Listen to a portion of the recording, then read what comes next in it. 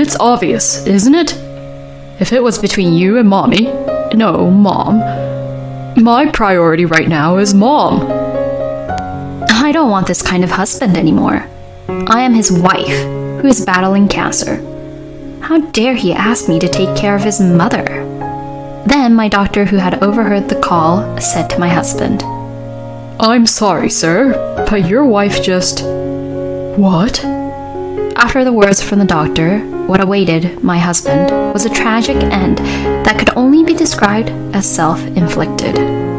My name is Vanessa, a 36-year-old office worker. My family consists of 4 people: my husband, Alan, my first daughter, Eleanor, and my second daughter, Kathy. My daughters are 5 and 1 years old, respectively. Eleanor, the eldest daughter, has been a strong woman since she was a child. She takes good care of Kathy. Looking back, it was my daughters who always supported me when I was going through a difficult time. It was natural to think that ever since my husband, Alan, started to neglect his family. I know why. It all started with Connie, my husband's mother. I have hated this woman since the beginning of our marriage. She is a very old-fashioned person and a nagger. She has been sarcastic to me for any reason she can think of, but in the end, no matter what I do, Connie doesn't like it. I heard that every family has a problem between wife and mother-in-law, so I thought it was just the way of the world when I first got married. However, a few years later, I became pregnant with my first daughter, Eleanor. During the medical checkup, we were told all along that the gender was a boy. When I told my parents-in-law about this, they were unusually kind to me. However, when it came time to give birth, I was surprised to find out that it was a girl. My parents, who came to visit me, and I laughed together about how such a thing could happen. My parents-in-law also came to see me. Unlike my father-in-law, who looked at her kindly and said how cute she was, my mother-in-law glared at Eleanor. My mother noticed right away. I'm so happy to have a first grandchild, aren't you? Vanessa, you did a great job. It was a remark that was intended to soften the atmosphere, but after the next words from my mother-in-law, the place instantly froze. Is that so? I heard it was a boy. I feel like I've been tricked by Vanessa.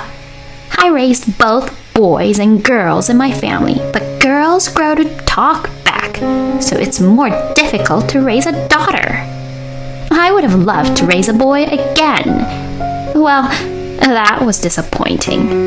Vanessa, next time, make sure to have a boy. What? What's with her? I mean, if it was a boy, were you going to raise him yourself?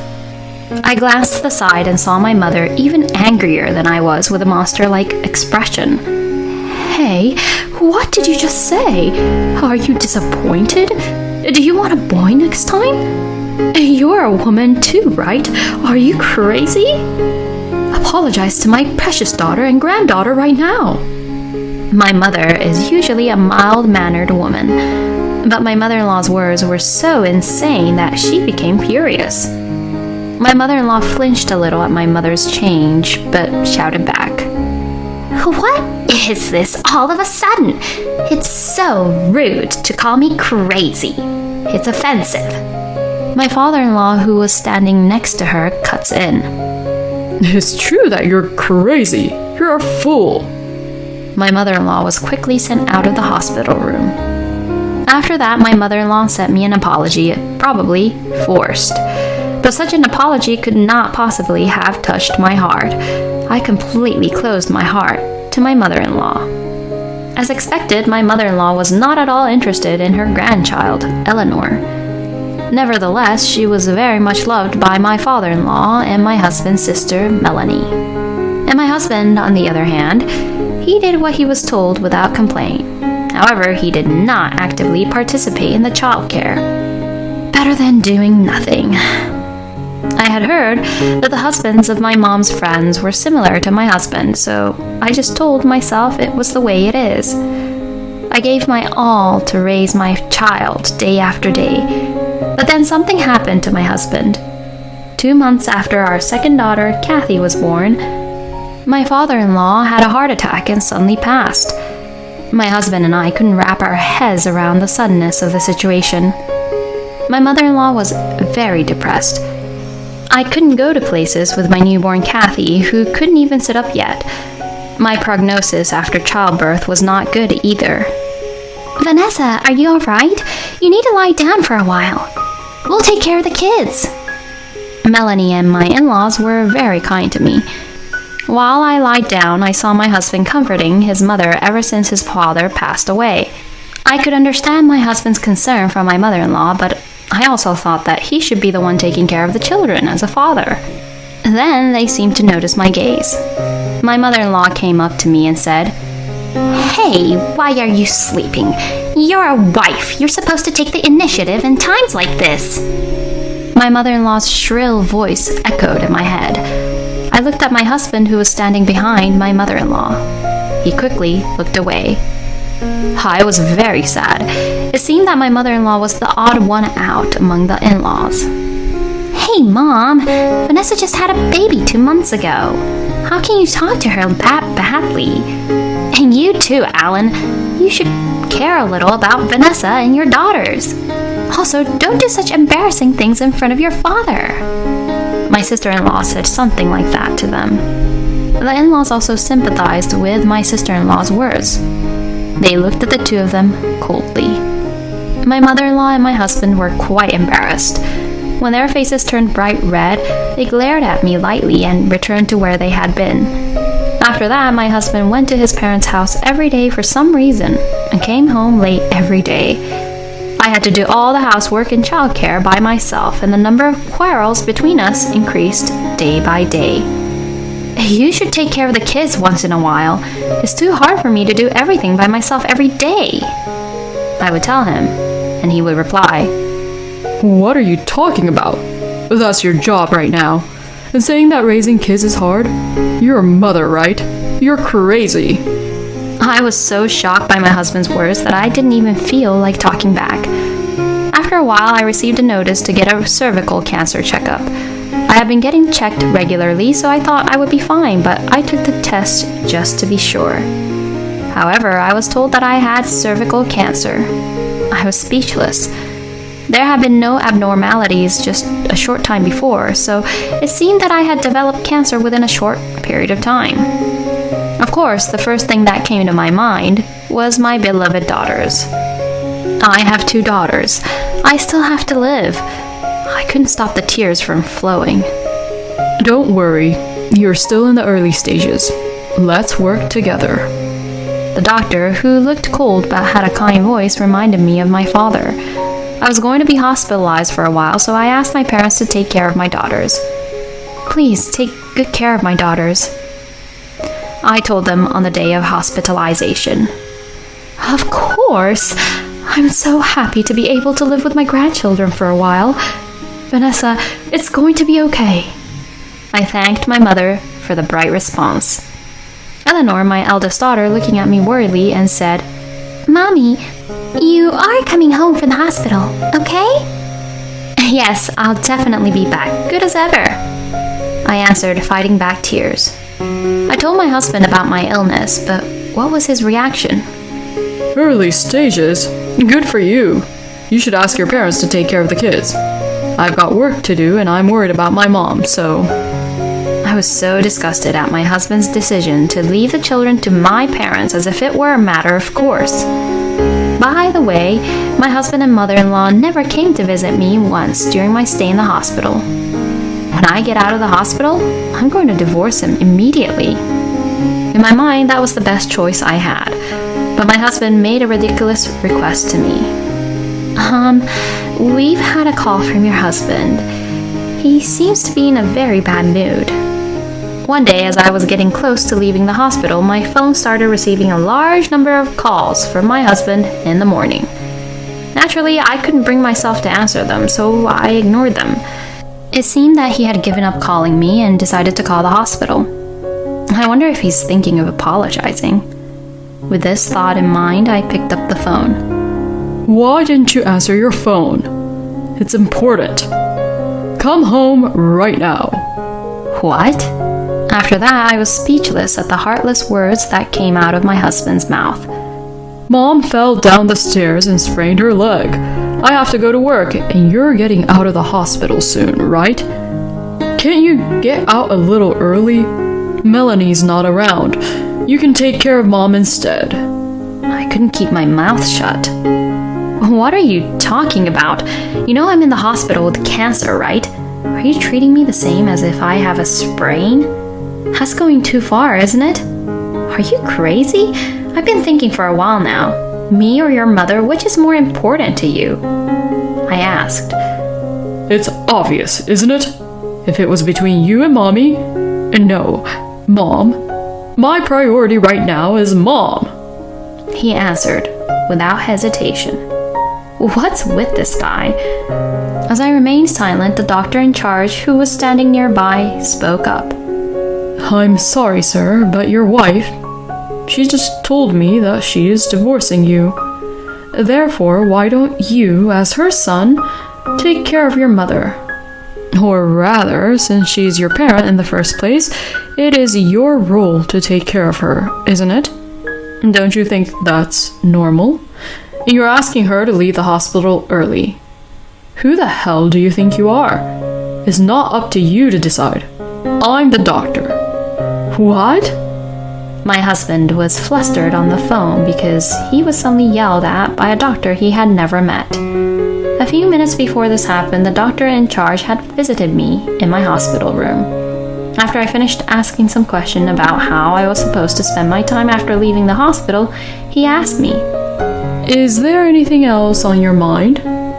Well, actually, my husband and I are thinking of getting a divorce. I'm worried about my children since my body is in such a state. But I guess you wouldn't be interested in any of this. I laughed weakly, and then a nurse came to visit me, holding the phone. I continued the doctor's words toward my husband. When I'm discharged from the hospital, I'm planning to talk about our divorce. I've wanted to talk for a long time, but I haven't been able to talk much lately because of someone who only sees his mommy. I dared to use the word mommy I had heard. I wondered how he would react, but it seemed that he realized that he could not win us just by him, so he hung up. That was anticlimactic, but I thanked the doctor for his help. He is an unbelievable man. You must have gone through a lot in your life with him. You have a bright future ahead of you. The doctor smiled at me, and I smiled back as I agreed. After being discharged from the hospital, of course, I did not return home, but went straight to my parents' house. My husband had never contacted me since that day. There was no reason for me to contact him. However, on the weekend, my husband suddenly visited my parents' house with an unwanted companion. Of course, it was my mother-in-law, who looked completely healed from her sprain. You say you're going to have a talk like you're the one in charge. You should be ashamed of yourself for involving your grandchildren and your parents in your selfishness. She raised her voice as she saw me. For my part, I think it's more embarrassing for you to just show up at someone's house and rant and rave in a loud voice. My mother, who said this without hesitation while snickering, was already ready to fight. Contrary to my mother, my father is calm. Well, look who's here. We can't all be standing in the doorway to talk. You should let them in, he said to my mother. I left my daughters with my mother and I started. I will now begin our discussion. First, I will never give up custody of my daughters. Then, there is the matter of child support. As I proceeded with my story in a calm manner, my husband looked impatiently at me and said, Wait a minute. Don't go ahead with the conversation on your own.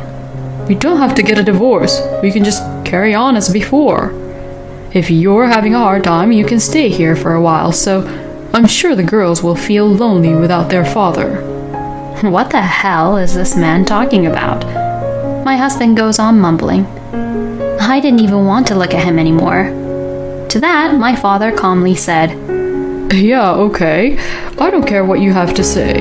Can you just fill this in and make your way home? I have a guest waiting in the back. My father presented my husband with the divorce papers, my part already filled out. His calm face kind of scared me. Did you hear what Alan said? He's telling you he's not willing to get a divorce. Can't you even listen to others? This is why I hate insane people. My anger reached its peak at my mother-in-law's statement. What? Who are you to say that? Don't tell me you think you're a sensible person. Because that's impossible. You are like the definition of insane walking around with clothes on. For a second, I thought I was going too far, but I did not regret that statement at all. My mother-in-law's face turned red and tried to use violence towards me when...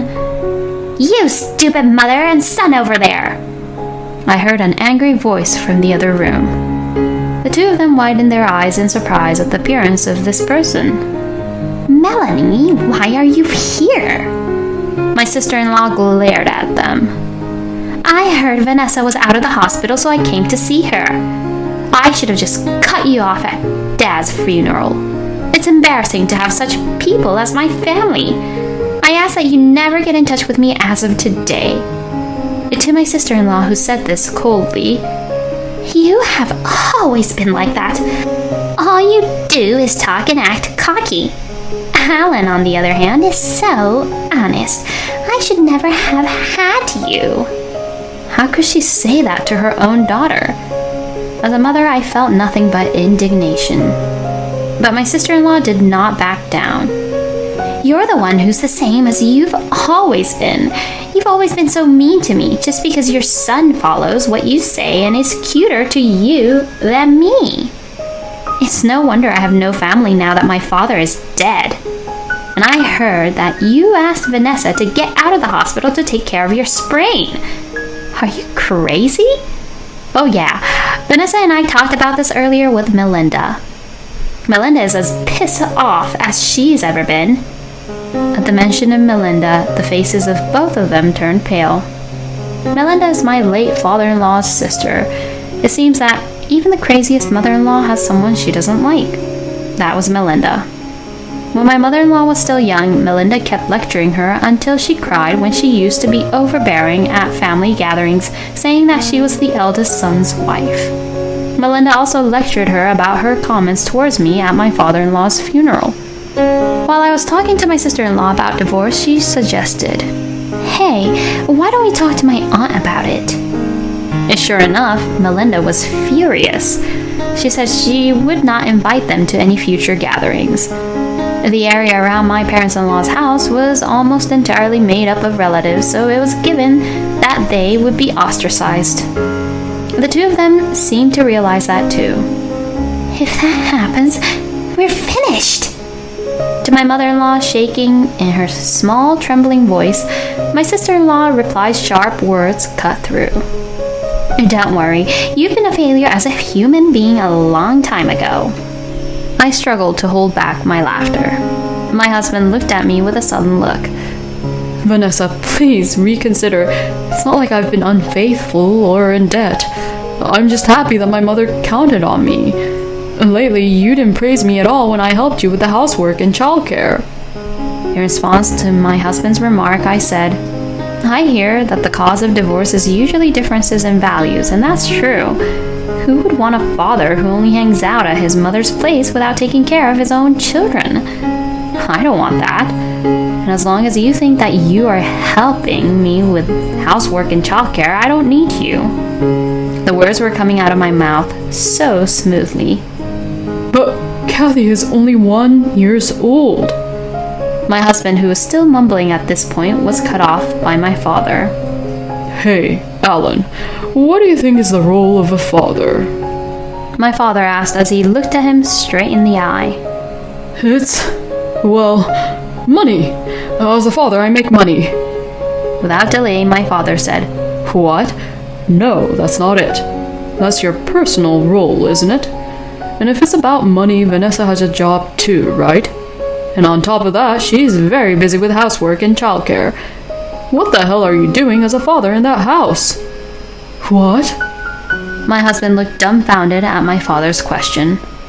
I told you when Eleanor was born that from now on you would take over for me and protect my daughter and grandchildren. Can you look me in the eye and tell me that you are doing that? I don't think you can. That's why I told you from the beginning to sign the divorce papers and get out of our life.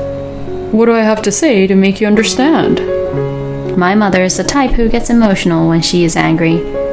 My father, on the other hand, is the opposite.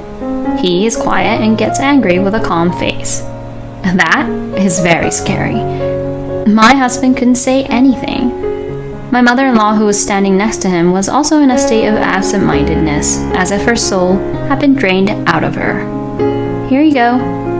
I hand him a pen. With trembling hands, he finally started to sign. When he had finished writing, I said to him, I thank you for giving me 2 daughters. Kathy recently learned to walk. You wouldn't know, would you? As a father, can you tell me what they like to play with or what foods they like to eat? I am responsible for my daughters now. Please pay your child support. There is nothing else you can do for them as a father. My cold words made him finally grasp the situation. Tears began to well up in my husband's eyes. In the end, he fell face down on the desk and cried aloud. What was to become of the 2 of them? It seemed that Melinda gave them a lengthy lecture, but I have put up with it for many years. Melinda is a complete stranger to me now that my husband is gone. Helen was just a good, loving child. It's just an early-stage cancer. Just because his stupid wife made a big deal out of it. I'm the victim here. I'm going to sell this house and get the hell out of here. But my ex-mother-in-law forgot something important.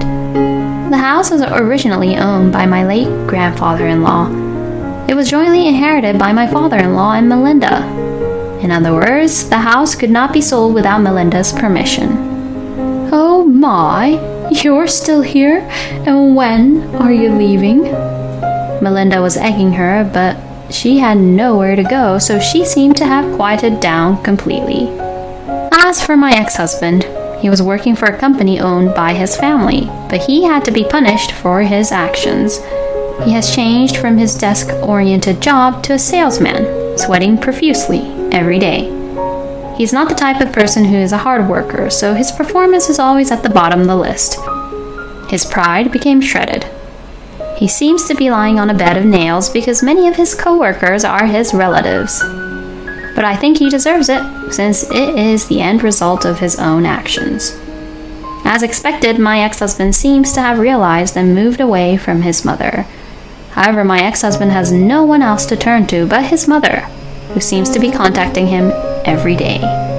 He seems to be neurotic now. From my point of view, I think they are both crazy, so they should go ahead and do whatever they want to do. I am too busy raising my children to spend a second thinking about them. I feel much better than I did before the divorce. I don't have to cook meals for my ex-husband who would come home unannounced. I can do housework and childcare at my own pace. I have now returned to work and I am doing my best with the support of my parents. The biggest source of emotional support is the smiling faces of my daughters. I hope that my ex-husband will regret for the rest of his life that he was not able to watch his beautiful children grow up. Thinking of this, I vow to be a strong mother.